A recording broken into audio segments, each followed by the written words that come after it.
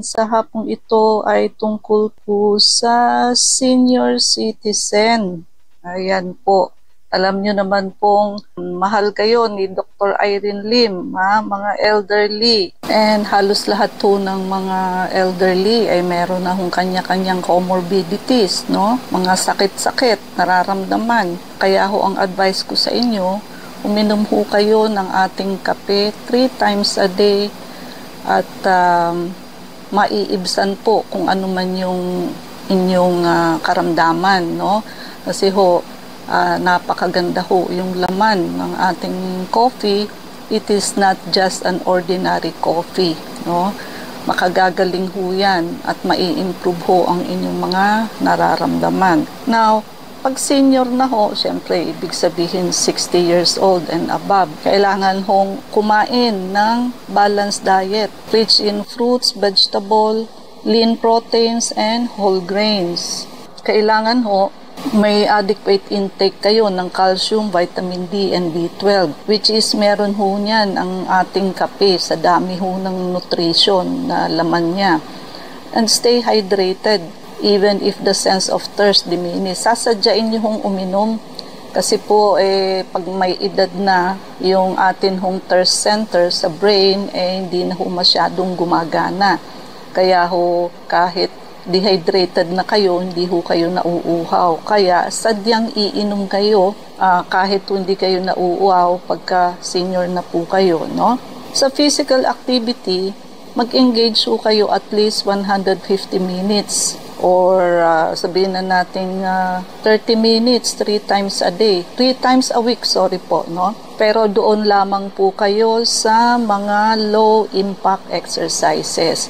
Kahit ho konting stretching, para ho yung exercise ng grade 1, para ho yung mga joints ninyo ma-lubricate, at kahit brisk walking lang po. Hindi ho ibig sabihin walang magja-jogging, walang tatalon, marupok na ho ang kneecap ninyo. So bawal ho magtalon-talon na. Kasi sabi ko nga ho sa inyo, pag kayo'y tumalon, times 10 ho ng timbang ninyo ang ibabagsak ninyo sa tuhod nyo. Halimbawa, 70 kilos kayo, no? Times 10, edi 700 kilos po. Imagine niyo yung 700 kilos, babagsak nyo sa tuhod ninyo paulit-ulit kasi tumatalon kayo, nagja-jogging kayo. Ay masisira ho. Pag ang tuhod doon nasira, ay wala na hong, para hong salamin yan na may lamat na, no? Yan, mga flexibility exercise, strength, no? Basta ho walang jumping and jogging, no? Kaya ho yung mga nagsusumba, hindi na ho pwede sa inyo ang sumba. Ang dami hong talon-talon yan, tsaka ikot-ikot, no? Huwag ho kayong makigaya basta-basta sa kapitbahay ninyo, yayayain kayo, magsumba tayo. Hindi na ho pwede yan sa elderly. Maniwala kayo sa doktor, hindi ho sa kapitbahay. Yan, yung pagkakaroon ho ng regular movement, galaw-galaw, nakakatulong ho yan mag-prevent ng fall, yung matumba kayo, at na-maintain po yung independence na hindi kayo inaakay, and support heart health. Pero sabi nga natin, di ho ba, ang mga elderly, so ngayon pa lamang ho, ayusin nyo na ang budget ninyo sa pagpapalakas ninyo. Isa na ho dyan ang ating kape. Drink 3 times a day kasi ho lalakas kayo sa ating kape. Ayun po, may protocol po tayo talaga dyan. Isa na ho dyan ang power dose na drip at marami pa hong iba, no? Ugaliin nyo hong magpa-regular health screening. Monitor nyo ho ang BP nyo. Ayan, kailangan ho meron kayong pang-BP sa bahay. Yung digital lang po, yung siya na ho ang magbabasa, no? SOP ho yan, kaysa kung ano-ano hong binibilin yung kung ano-ano na hindi naman importante. Kada senior ho or each and every home should have a 1 unit of pang-BP, no? And ayan, i-monitor ho ang cholesterol, pa-blood test ho kayo, mag-prick ho kayo, no? Kung diabetic kayo, mag-test po. And yung timbang, bili ho kayo ng timbangan, napakamura ho, 100 piso, may timbangan na kayo sa Bambang, no? And mamili ho kayo sa Bambang, sa may avenida, diyan po mura ang mga lahat ng medical supply, no? Yung sphygmomanometer, yan yung sa BP, yung mga ano po, yung mga timbangan, no, at mga strips, sa sugar, nandiyan pong lahat, no. Kung maaari ho, kung may extra budget, magpa-screen din ho kayo for cancer, such as colon, breast, prostate, and others. Pati ho sa eyes, sa ears, and dental check-up. But of course, secondary na lang po yun. Blood chemistry ho ang importante, CBC and urinalysis, no? So, FBS, sugar, HbA1c, sugar din, lipid profile para sa cholesterol, SGPT, SGOT para sa liver, creatinine, no, para sa kidney, and blood uric acid, no. Kailangan din ho socially active kayo, no, and mentally engaged to prevent cognitive decline.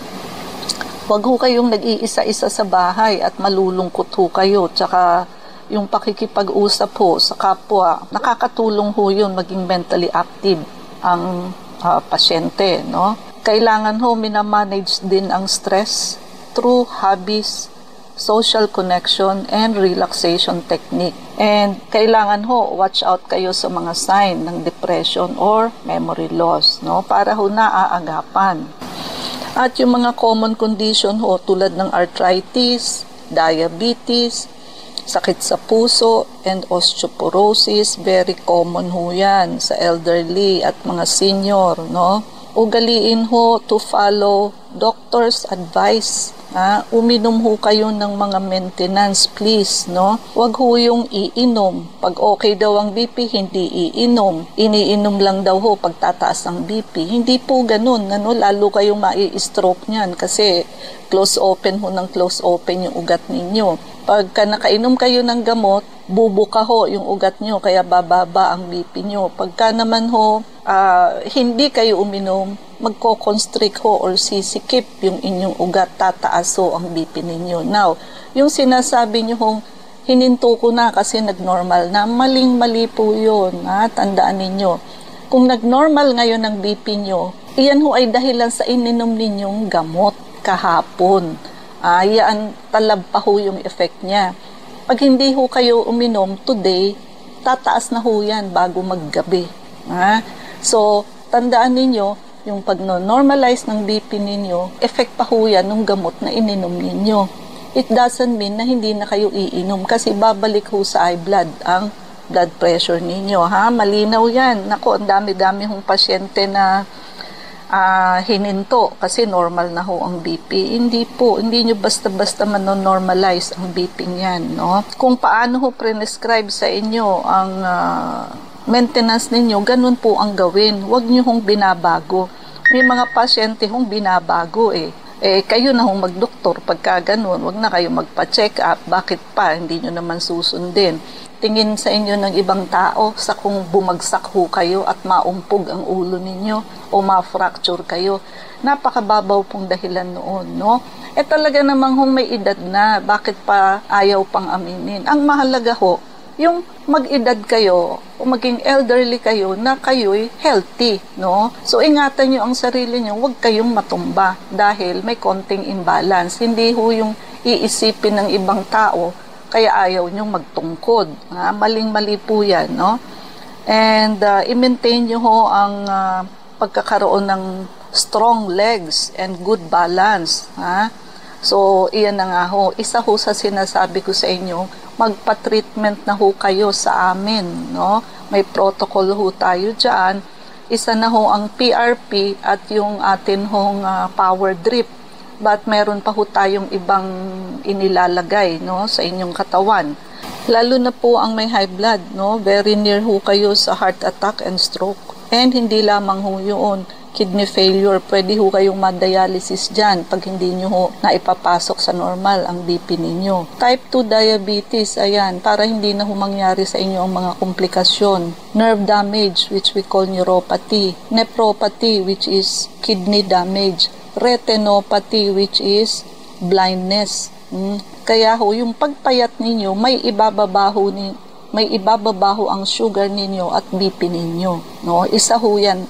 mahirap pong ibaba ang BP at sugar pag mataba kayo. And yung atin naman hong PRP, para ho doon sa may komplikasyon na, mapuputulan na ho ng paa, maitim na ho ang paa, masesave pa ho natin yan. Kaya pumunta ho kayo agad-agad. Huwag nyo na hong patagalin, no? Para ma-save pa ho natin. At rheuma, arthritis, siyempre, nakakita kayo ng may edad na ho na nasasakang na. So, ibig sabihin ho, nakabukan na ho yung legs, no? Nadideform ho. Kaya nawawalan ho nagkakaroon ng loss of mobility. Hindi na ho masyadong nakakakilos o nakakalakad ng maayos. Mahina na rin ho, bukod sa deformity, nagsasarcopenia ho. Yun bang lumiliit yung mga muscle. Kaya wala na rin hong lakas. And also, siyempre ho, mauuwi sa depression pagka ganun. Sakit sa puso, yan ho, no? Pagka may mga chest pain kayo, no? Wag hong sarilinin. Kailangan po magpa-check up kayo sa doktor.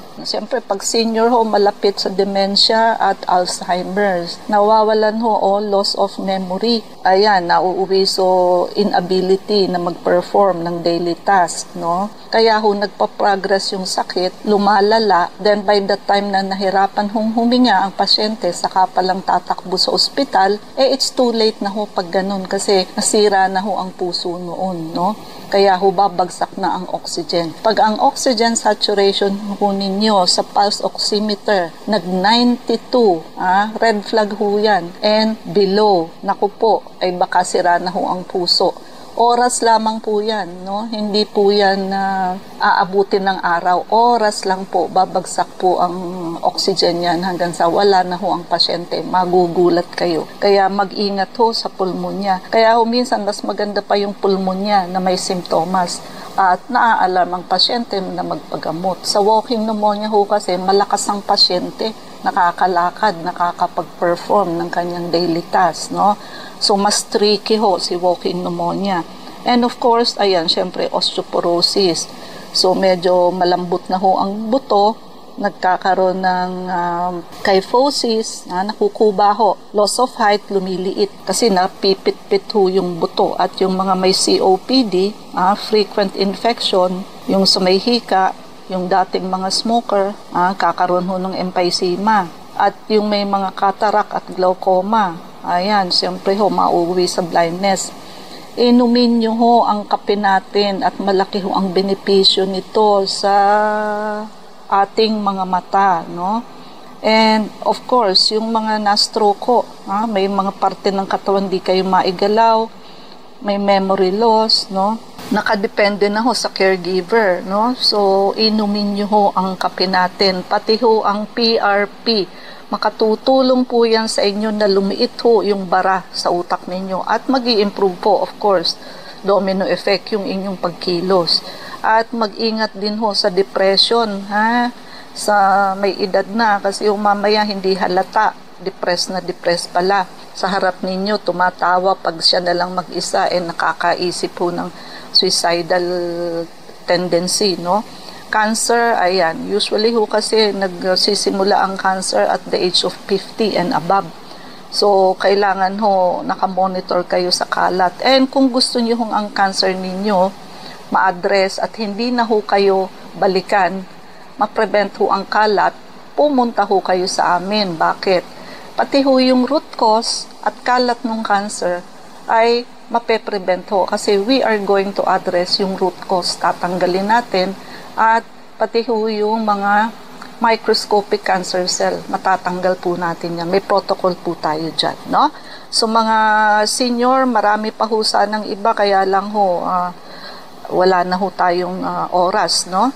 So, ugaliin nyo hong dagdag ho sa inyong nutrition. Inumin nyo ho ang Dr. Irene Lim's Herbal Coffee 3 times a day or more. Bakit to? I-improve ho nito lahat ng comorbidities ninyo dahil sa dami ho ng sustansya na nakapaloob ho sa ating kape. So, this is not an ordinary coffee. Dr. Irene Lim's Herbal Coffee will bring out the best on you. And isa ho sa text ng ating televiewers and listener as pinainom niya ho ng kaunti yung anak niyang nagsisisure ng ating coffee. simula daw ho nung pinainom niya ng kaunti ay hindi na ho sinumpong ng seizure.